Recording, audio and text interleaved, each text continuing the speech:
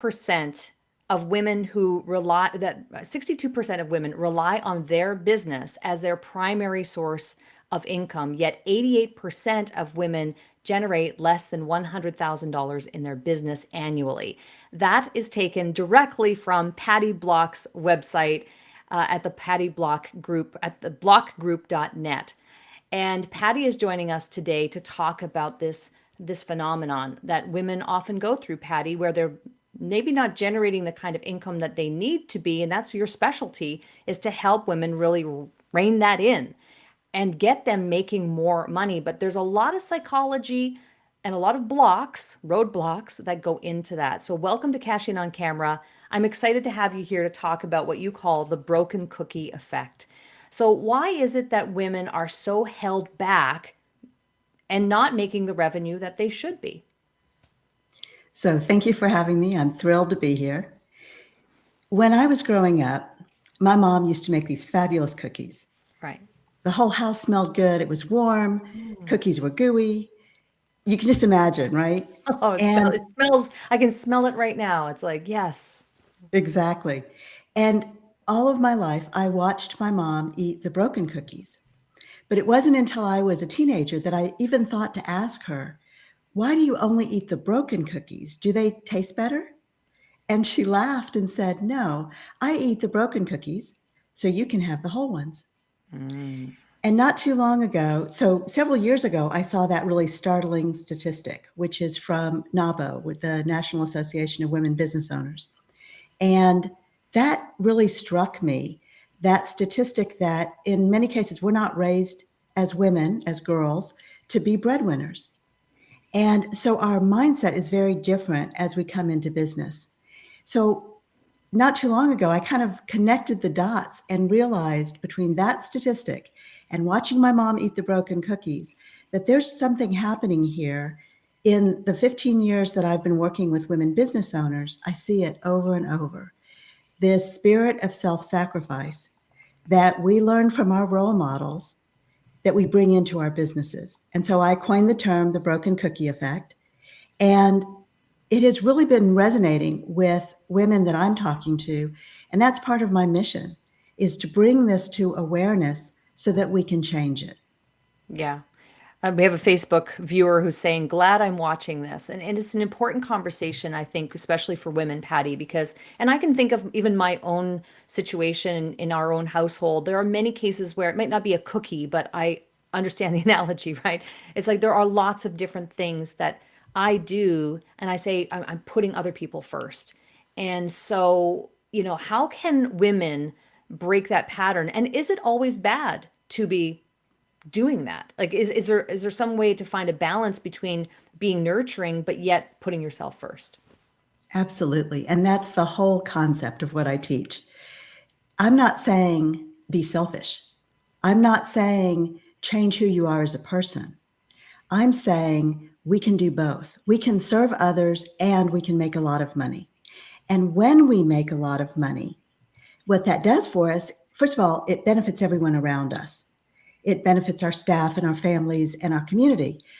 But it also, we're kind of living on crumbs. And that spirit of self-sacrifice is a little bit of self-sabotage. So what ends up happening is we have this mindset, we fall into this trap of, well, I want to serve more people, so I have to keep my pricing low. I can't bring in a whole lot of clients because I'm only one person, can only take care of a certain number of clients. So it's kind of a double whammy that we price too low because we undervalue ourselves and we underprice.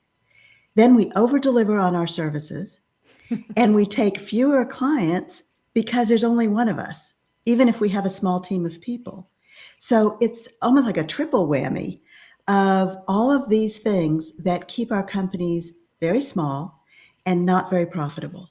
Yeah, So there's such a correlation between, like you said, the broken cookie effect and the self-sabotage that we put ourselves through, and then how that correlates to the businesses that we're growing. And do you find that with the women that you're working with, it's only in the startup phase, or is it throughout any phase of the business where this can creep in?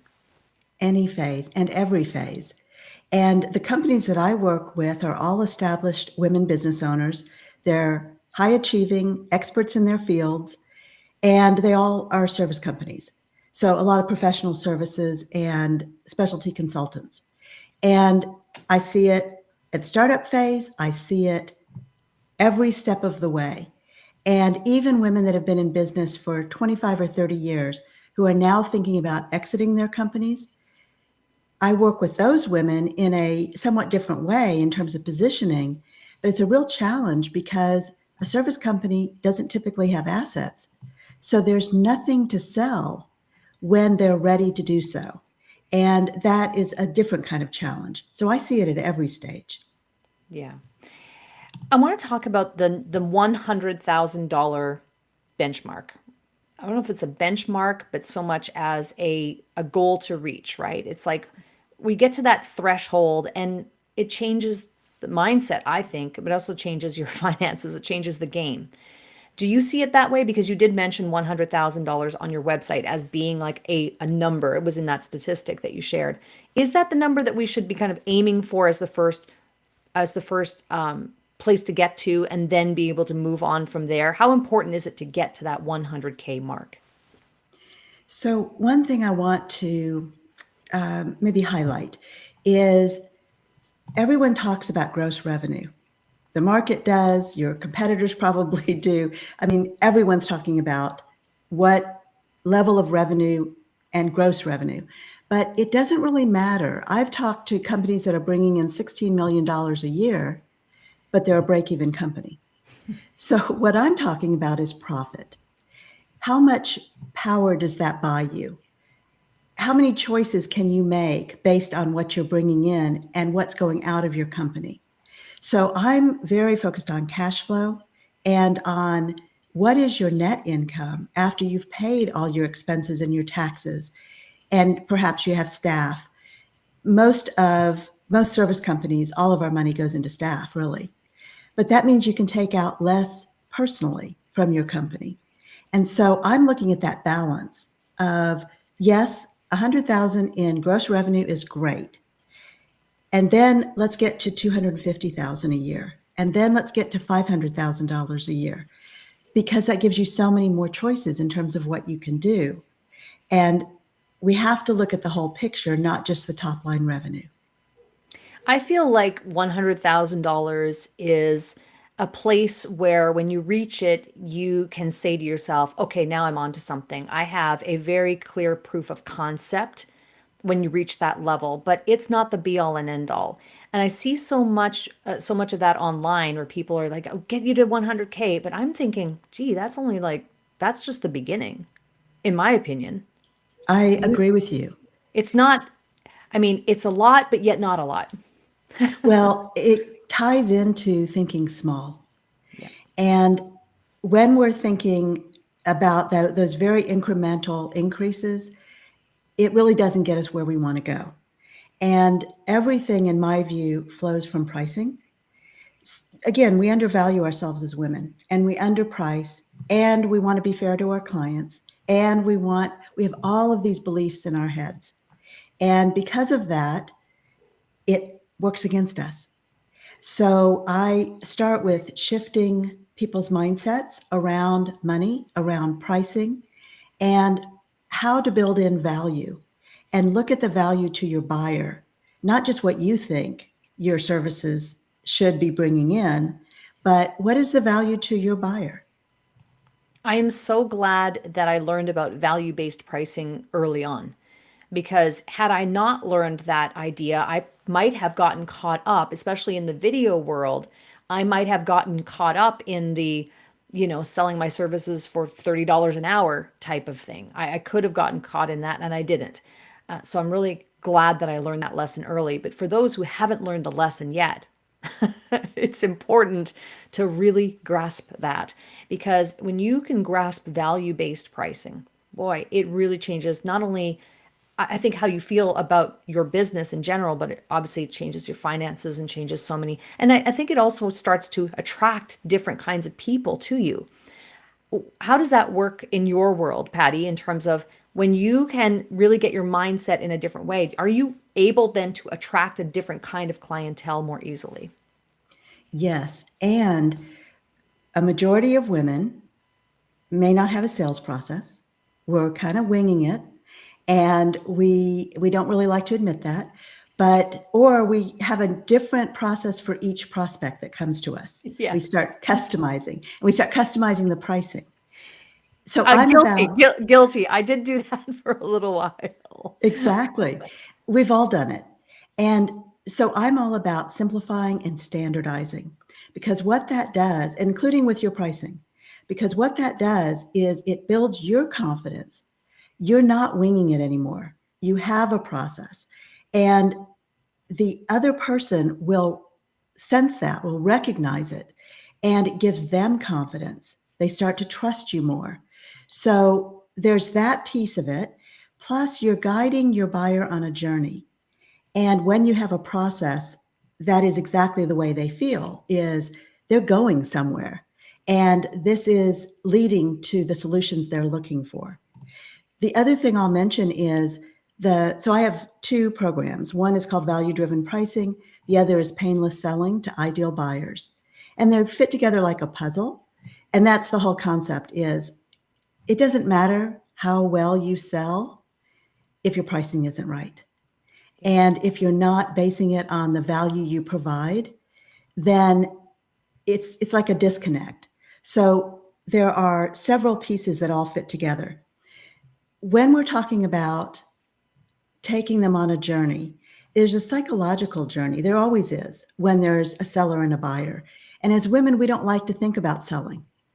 And that's why I call it painless selling, because sometimes it is really painful to go through that process.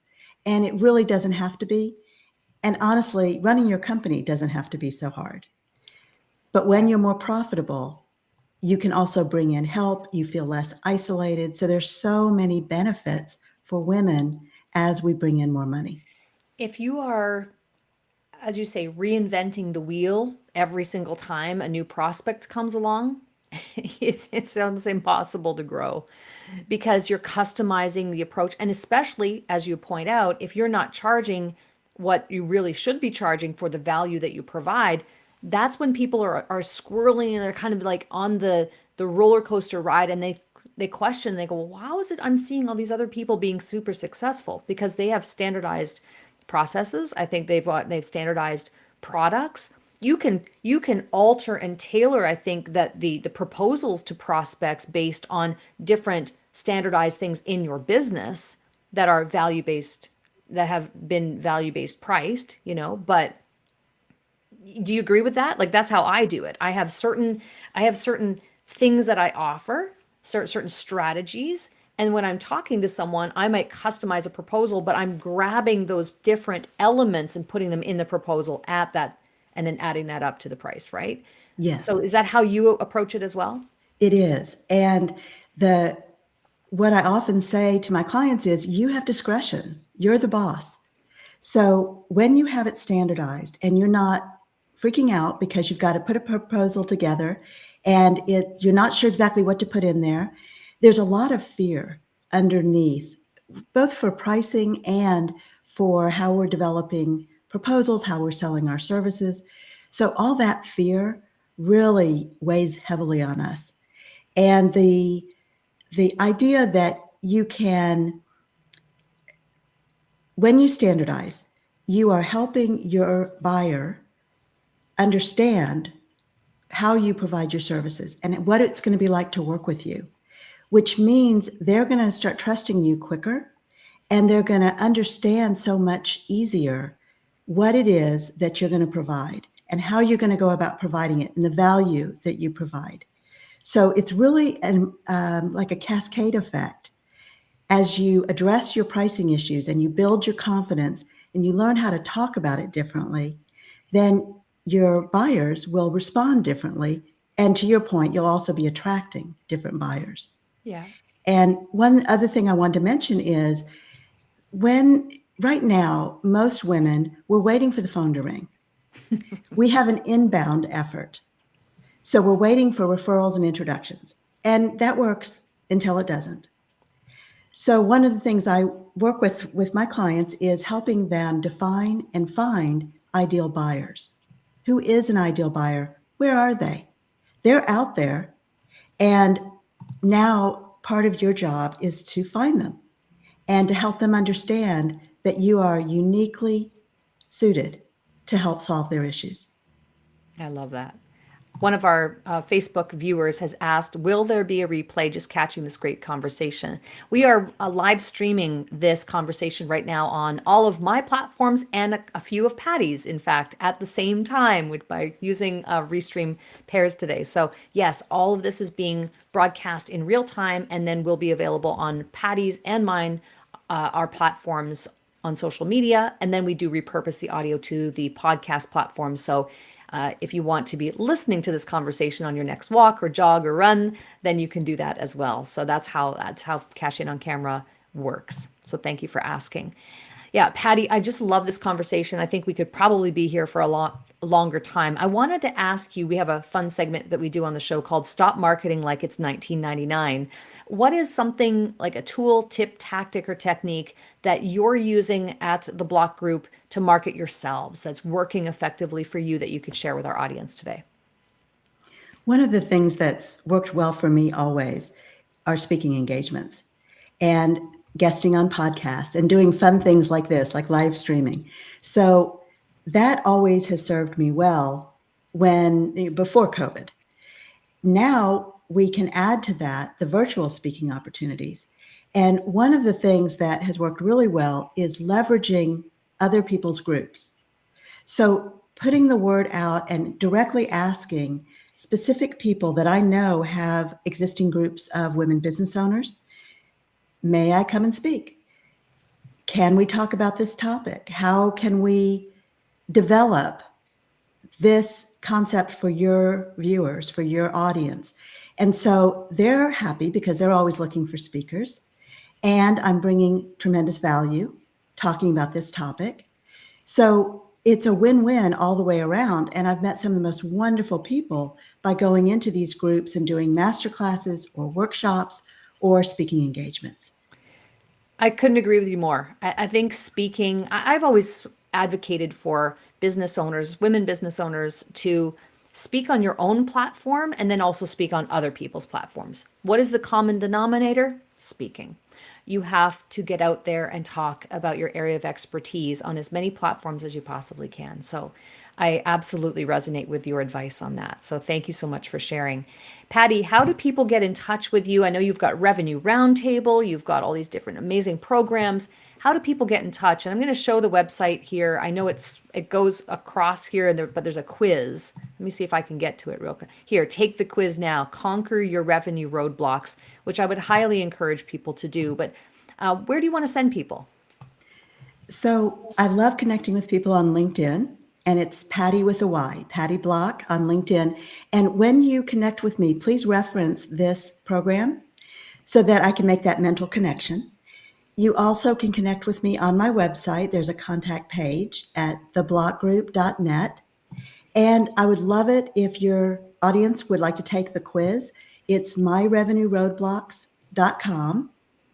And what that is, it's a quiz to help you identify what's in your way in terms of generating more revenue.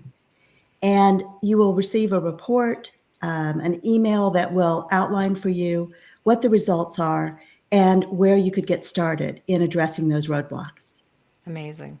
Thank you so much, Patty. I'm so glad we got connected. This has been really valuable. I think we're going to, I hope we'll help some people to rethink this idea of nurturing and finding the balance between being a nurturing woman in the world, but also being someone who isn't really sacrificing themselves or sabotaging themselves, especially from a revenue perspective. So thank you so much, Patty, for coming on Cash In on Camera today. Really enjoyed this conversation. Thank you. This has been great.